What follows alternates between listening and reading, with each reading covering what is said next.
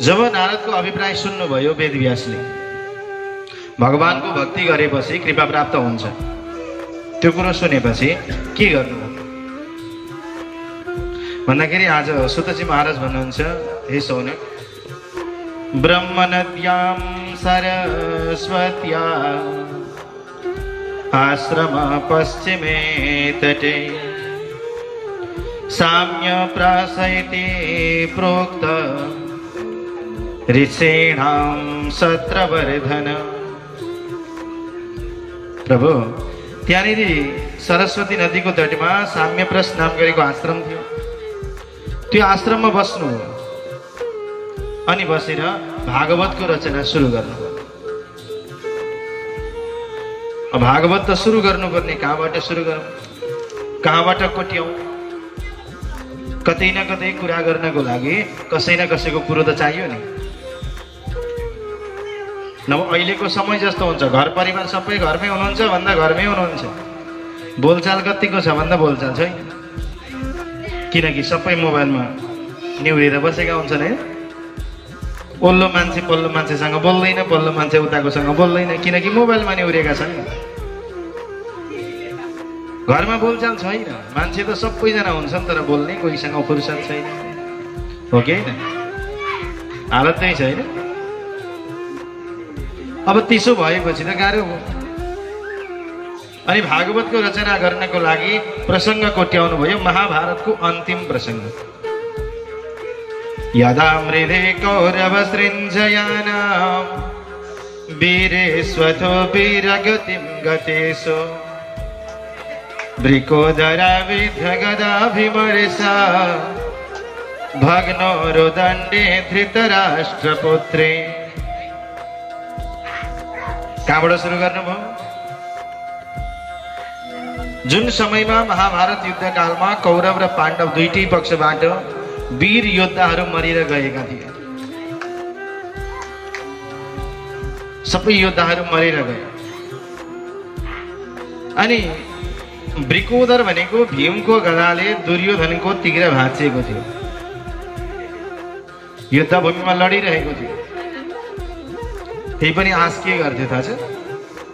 यी पाण्डवलाई मार्न पाए पनि हुन्छ, बिचरा केही गर्न सक्दैन हो, उठ्न सक्दैन, शरीर सबै खुनै खुन भएको छ, तिग्रा भाँचिएको छ। मर्ने अवस्थामा पनि अझै वो सम्झिन्छ कि मार्न पाए हुन्थ्यो। ल हेर्नु, आश कति ठुलो रहेछ। त्यही भएर भन्छ नि, आश नदेखाउनु कसैलाई पनि। आश देखायो भने फेरि सास जान्छ अरे।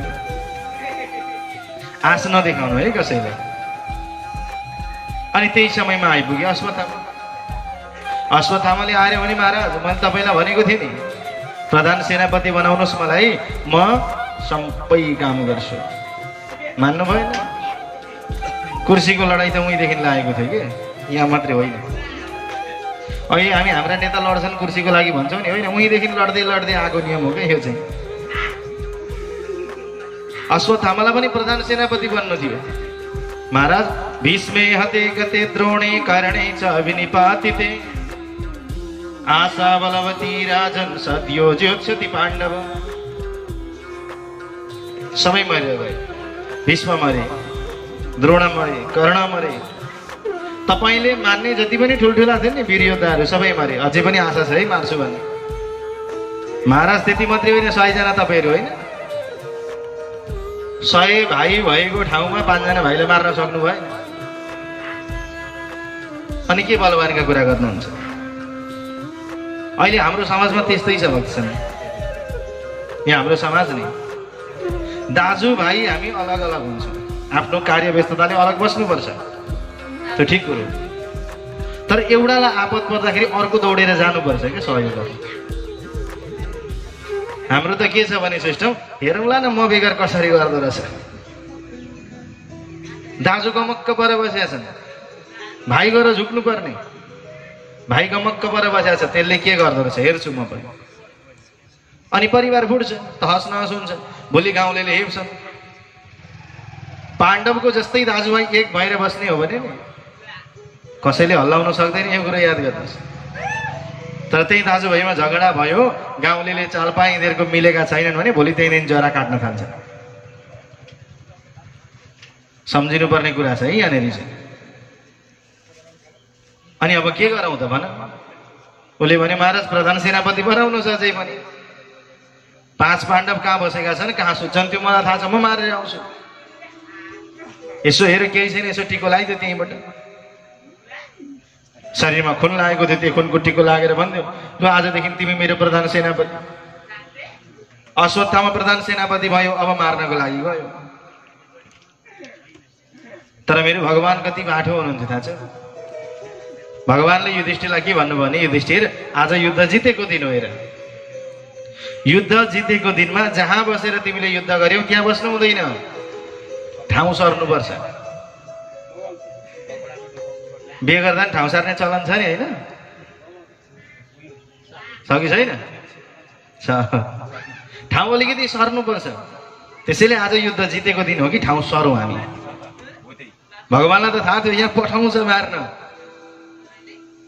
अनि ठाउँ सारिदिनु भयो। त्यहाँ सुताइदिनु भयो पाण्डवका छोरालाई। पाण्डवका छोरा गए सुते त्यहाँ। राति यसो अश्वत्थामा आयो, आएर बसेको थियो एउटा वृक्षको मुनि बस्दाखेरि त्यहाँ राति कागले गुण लगाएको रहेछ। अनि त्यो गुणमा उल्लुले आएर झगडा गर्यो, बच्चालाई लिएर गयो।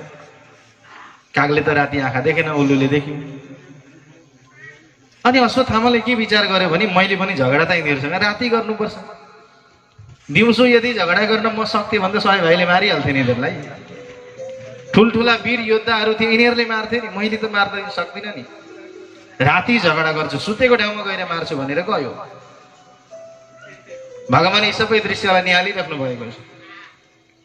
सुतेको ठाउँमा गयो, एकैचोटि सबैलाई छिनायो, शिर छेदन गर्यो। 5 पाण्डवका छोराहरूको बोरामा भर्यो, लिएर गयो। दुर्योधन तिमीले मार्न नसकेका मान्छे मैले मारि ल्याएर। दुर्योधनले भन्यो पक्का हो? खै त ल्याउँदा हेरौँ, बोराबाट यसो टाउको छाम्छन् कि गिलो गिलो छ। अरे कसलाई लिएर आयौ तिमीले अश्वत्थामा?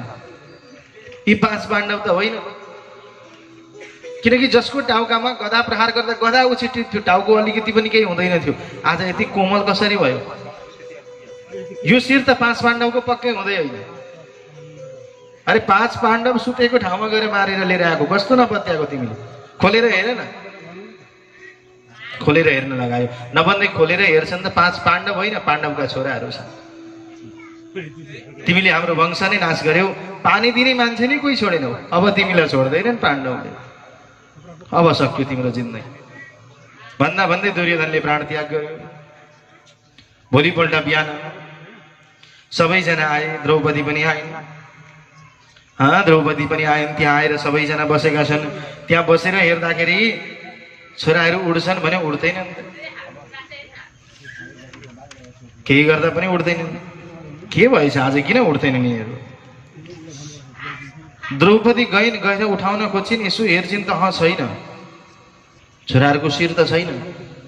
बेहोस भएर त्यही मूर्छित भएर लडिन्। युधिष्ठिर आए, भीम आए, अर्जुन, नकुल, सहदेव सबैजना आए। आएर हेर्छन्, अरे छोराहरूको शिर त छैन। भीमले भने कसले के गरे यस्तो? कसले गर्यो?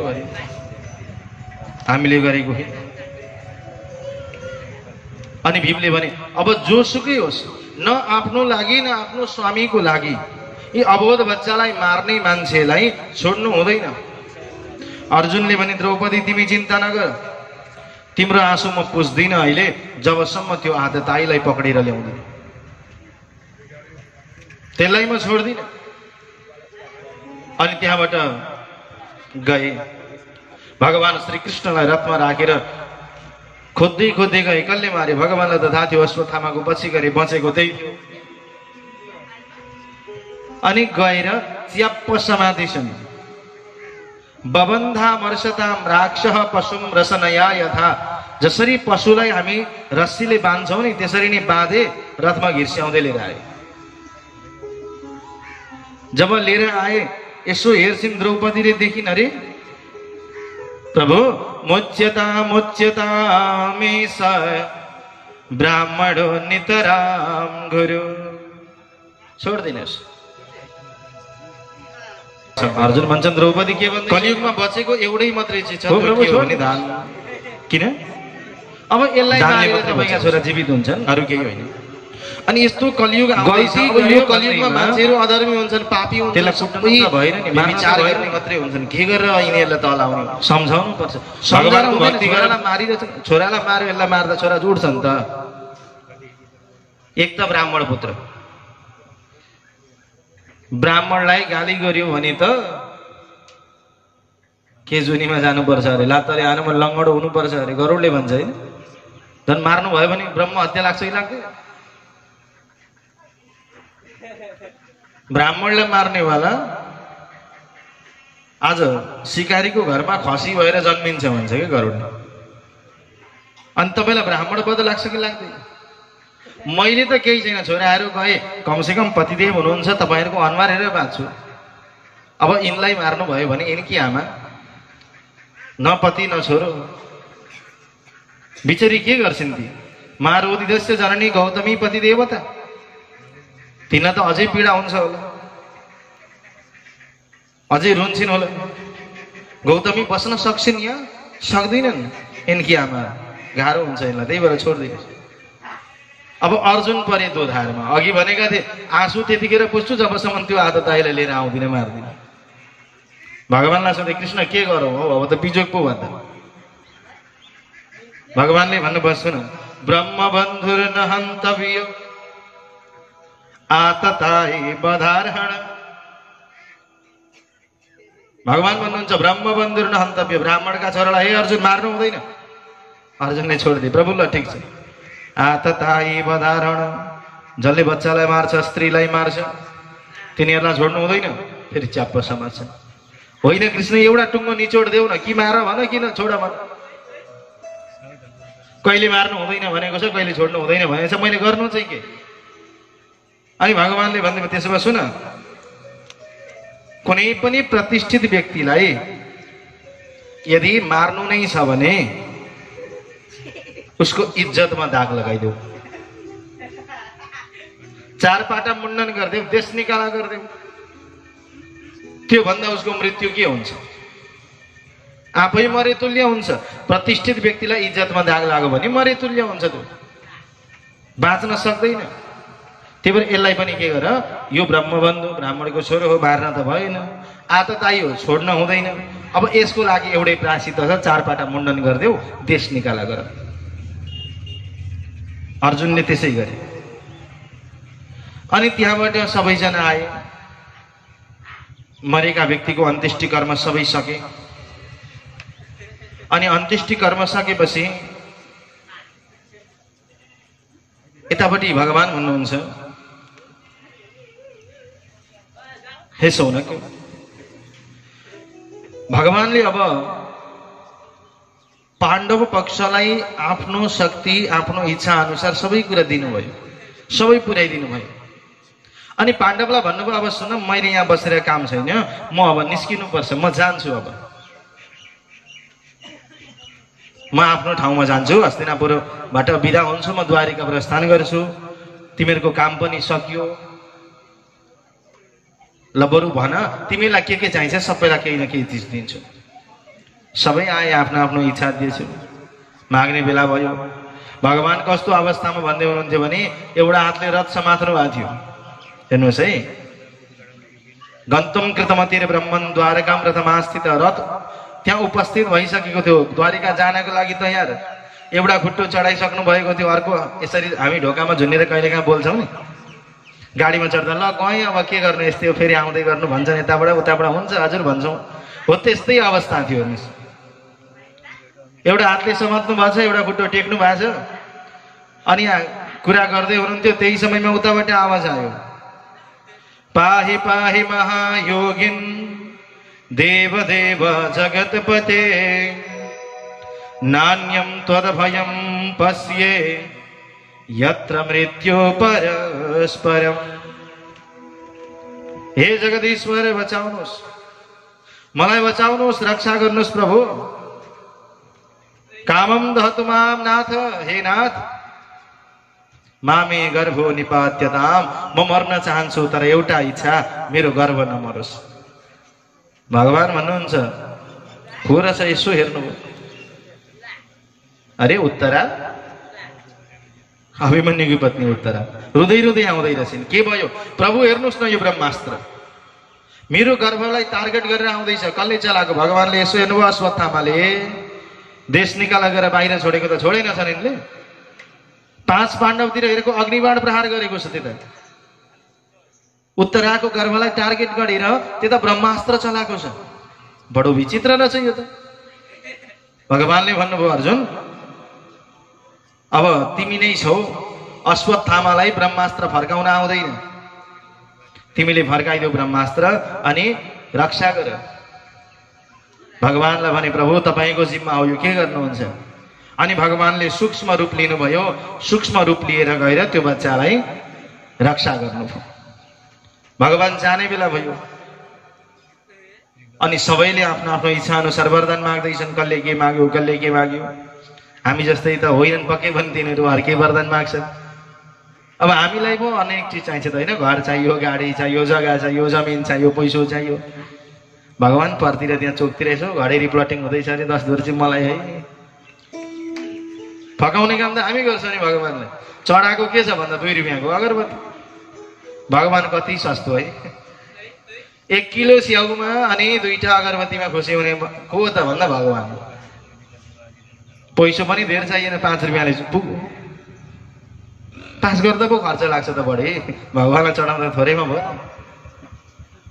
चढाएको छ 5 रुपियाँ, 10 रुपियाँको अगरबत्ती, 15 रुपियाँ अनि 100 रुपियाँको स्याउ। 115 रुपियाँ लाग्यो, 20 रुपियाँ लाग्यो। उता जग्गा हेरेको छ झन्नै झन्नै 20-25 लाखको, पुग्दैन त्यहाँनिर। अनि यतापट्टि सबैले आफ्नो आफ्नो इच्छा अनुसार माग्दै गए। अनि कुन्ती भन्छन्, कृष्ण के मागौँ र म त?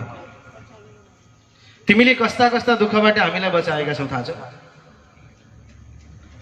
विषान महाग्नि पुरुषाद दर्शना, दशत सभायाम वनवास कृच्छ्रत। 20 पान गराउँदाखेरि त्यतिखेर बचायो, लाक्षा भवनमा त्यतिखेर बचायो, दशत सभायाम त्यो सभामा चिरहरण हुँदाखेरि तिमीले बचायो। कृष्ण अरु के भन्नु? वनवासमा दुर्वासाका शिष्यहरूबाट भोकको भोजनको लागि गएका थिए। यिनै कौरवले पठाएका थिए। तर एउटा सागको तेन्द्रो खाएर तिमी अगाइदेऊ, सबै शिष्यलाई पेटभरि बनाइदेऊ, त्यतिखेर बचायो। मृधे मृधे नेक महारथास्त्रत, अनेक महारथीहरूबाट तिमीले बचायो। अझै पनि तिमीसँग केही माग्नु छ र? केही माग्नु परेको छैन कृष्ण मैले। हो तिमी साँच्चै दिन्छौ? भगवानले भन्नुभयो, फुपू किन दिन्न होला त? म तपाईँलाई दिन्न, माग्नु न के इच्छा छ भन्दा केही इच्छा छैन कृष्ण, सबै पुग्यो। होइन नमागी त दिन्न, म माग्नै पर्छ अनि मात्रै म दिन्छु। ल ठिकै छ कृष्ण, तिमीले साँच्चै नै ढिप्पी गर्छौ भने म माग्छु। सुन, तिमी मलाई दिन सक्छौ नि भन्दा पक्का दिन्छु, ग्यारेन्टी। बाचा गरे म दिन्छु न। बाचा गरेपछि अनि कुन्तीले मागिन्, विपदा सन्तु न शाश्वत तत्र तत्र जगद्गुरु, भवतो दर्शनम यत्सा द पुनर्भव दर्शनम। कुन्ती भन्छन्, कृष्ण यदि साँच्चै तिमी मलाई दिन चाहन्छौ भने नि दुःख देऊ, मलाई कष्ट देऊ, मलाई पीडा देऊ। भगवान आश्चर्यचकित हुनुभयो, फुपू यो के माग्दै हुनुहुन्छ तपाईँ? होइन कृष्ण हो, मलाई चाहिने कुरा भनेकै दुःख हो। किन थाहा छ? भवतो दर्शनम यत्स र पुनर्भव दर्शनम। एकचोटि होइन, बारम्बार दर्शन हुन्छ। जतिचोटि तिम्रो मलाई दुःख पर्छ नि त्यतिचोटि तिम्रो दर्शन हुन्छ।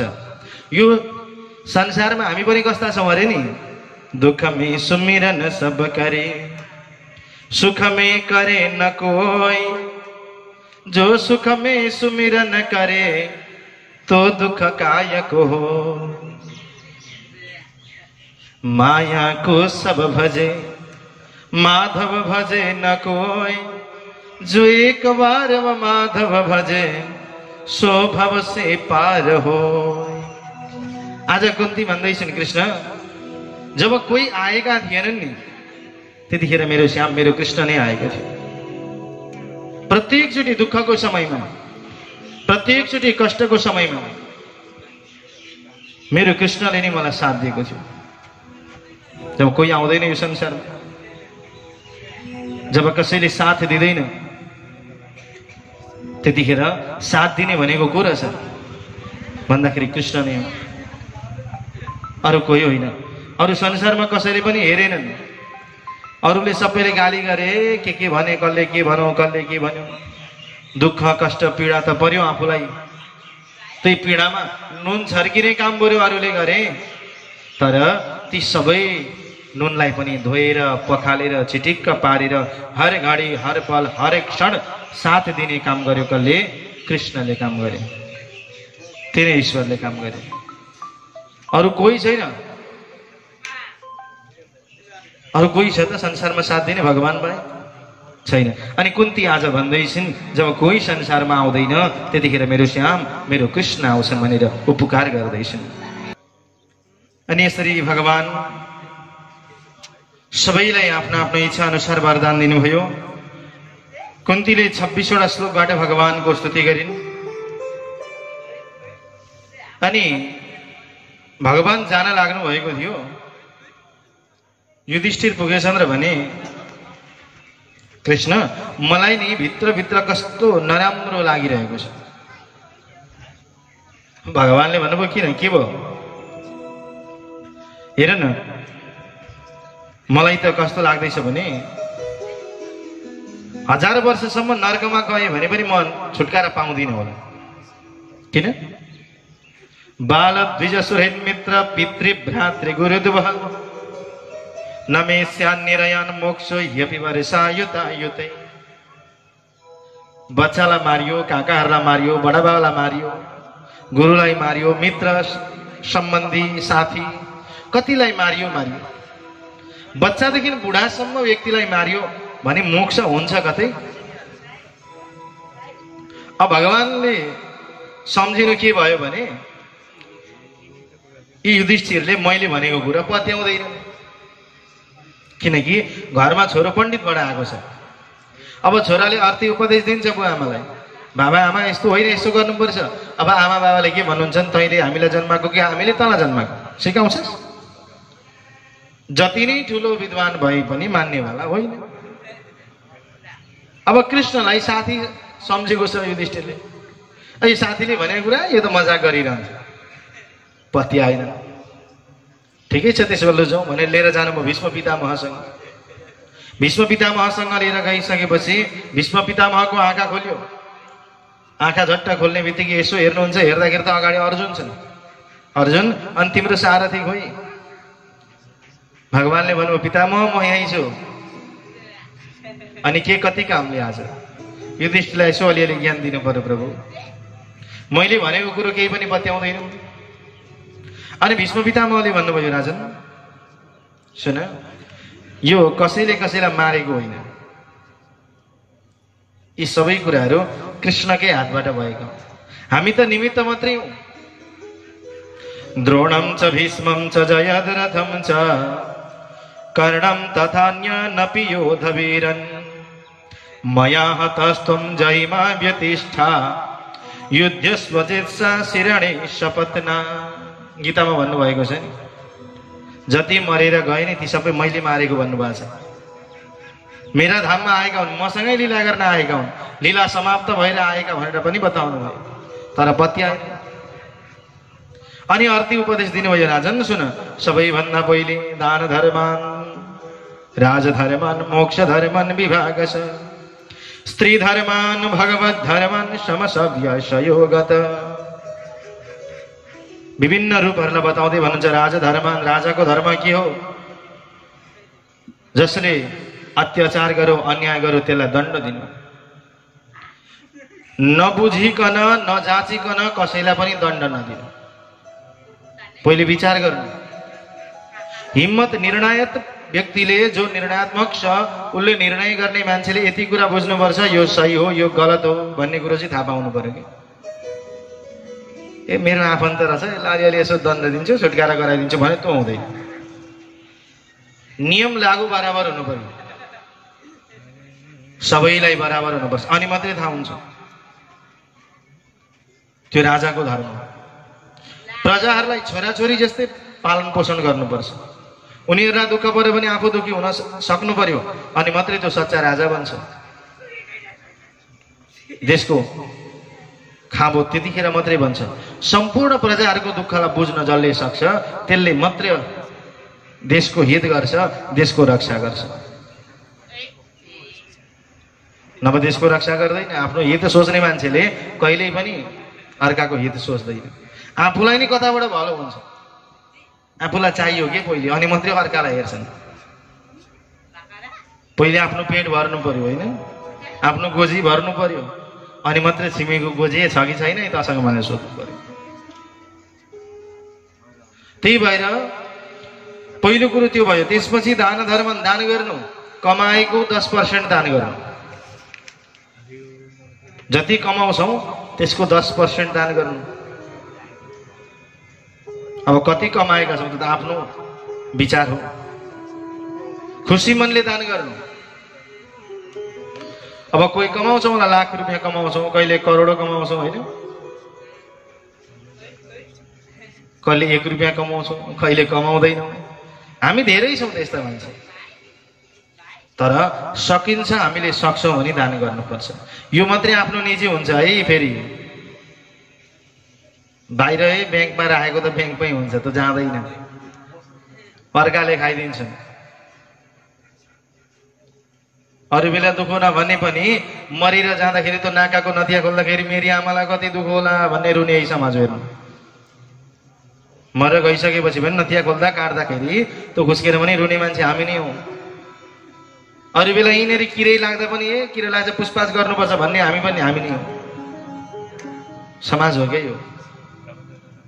यहाँ सबै कुराबाट परिपूर्ण भएर मात्रै अगाडि बढ्न जान्नुपर्छ। नभए एउटै कुरामा एकरो भएर लाग्यो भने नि कहाँ लगेर खान्ति दिन्छन्, खाल्दामा थाहा हुँदैन। अनि त्यसपछि दान गर्नु, जे सक्छौँ जति सक्छौँ। आउँछ विषय फेरि बाहुनले दान केही मात्रै कुरा गरे भन्नु होला। हाम्रो कामै त्यही छ त भन्नु त पर्यो होइन। आफ्नो लागि मागे होइन, आफ्नो भुँडी भर्न मागे होइन। हामीले त यही मन्दिरको विकास होस् भनेर मागेको, अब माग्नै आएका छौँ। माग्ने पनि 2-3 खाले हुन्छ। पछि पनि भन्छु, अहिले पनि अलिकति भन्दै मैले। माग्ने 2-3 खाले हुन्छ। कोही बाजा बजाएर माग्छन्, कोही रोएर माग्छन्। रोएर माग्ने भिखारी अरे, बाजा बजाएर माग्ने चाहिँ बेहुलो अरे कि। छोरी मागेर ल्याएको हो नि त होइन। हामी चाहिँ फुर्काइ माग्ने पर्यो, फुर्क्याएर माग्छौँ क्या हामी। किनकि यो कलियुग हो। जसले दान गरेको छ, जसले केही सहयोग गरेको छ उसलाई सम्मान गर्नुपर्छ, अबिर जात्रा गर्नुपर्छ, अनि मात्रै पुण्य मिल्छ। त्यसैले दानको विषय धेरै छ, पछि पनि भन्छु म। अहिले पनि कोट्याइरहेको, किनभने अहिले कोट्याउँदा त सुर्के थैली यसो खोलिन्छ त होइन आमा। वृद्ध भत्ता पनि 4000 पुगेको होला। एकल महिला भत्ता पनि 2660 पुगेको होला होइन। 2000 थियो, अब 2660 पुग्यो, 660 त बढ्यो। वृद्ध भत्ता पनि बढ्यो। अब अलिअलि त यसो एकचोटिको वृद्ध भत्ता चाहिँ दिन्छु भनेर सम्झिनु पर्यो क्या मन्दिरलाई। नभए अहिले हुँदाखेरि दिन सकेन भने पछि कहिलेले भनेर माग्नुपर्छ। अनि त्यतिखेर भन्छन् तपाईँलाई थाहा छैन आमा, दबाई चाहिन्छ तपाईँलाई, आफ्नो भत्ता दिएको छ त सरकारले, दबाई खानु त राख्नु नि, अझै माग्नुहुन्छ भने गाली गर्छन्। अहिले बरु अलिकति छ भने खुसुक्क निकालिहाल्नुपर्छ। यहाँ म देख्दैछु प्राय आमाहरू सबै वृद्ध भत्ता खाने नै हुनुहुन्छ जस्तो लाग्दैछ। 2-4 जना मात्रै कम हुनुहुन्छ क्या र। अब त सुर्के थैली खोल्ने बेला आएको छ है। गोविन्द भगवानको यही हो मौका, यही हो बेला। आग लागि घरमा भएपछि कुवा खन्दा हुने छैन केही। 28 गतेपछि म पनि दान गर्थेँ भने गाँठो परेको सुर्के थैली खोल्न नसकेर 7 दिन बित्ला। गाह्रो त त्यहाँ पनि पो छ त। खोइ बाबु ले 2000 यसो दान गरौँ भन्नुहुन्छ, छोराले किन दिनु पर्यो 2000 यसो 1000 रुपियाँ दिएर आउनु नि भन्नुहुन्छ होला। यी आदि इत्यादि कुरा हुन्छन् घरमा पनि। त्यही भएर आफ्नो मनले दिनुपर्छ। अस्ति कार्तिकमा दियो होला होइन, एकचोटि के दिएको छैन भत्ता दियो? थाहा छ नि मलाई पनि अलिअलि त। अब फागुनमा दिन्छ होला होइन? फागुनमा दिने बेला हुन आँटेको। कार्तिकको पैसा अहिले दान गर्ने, फागुनको पैसा आफूलाई खर्च गर्न पुगिहाल्छ। त्यहाँ पनि फाइदा छ है। गोविन्द भगवानको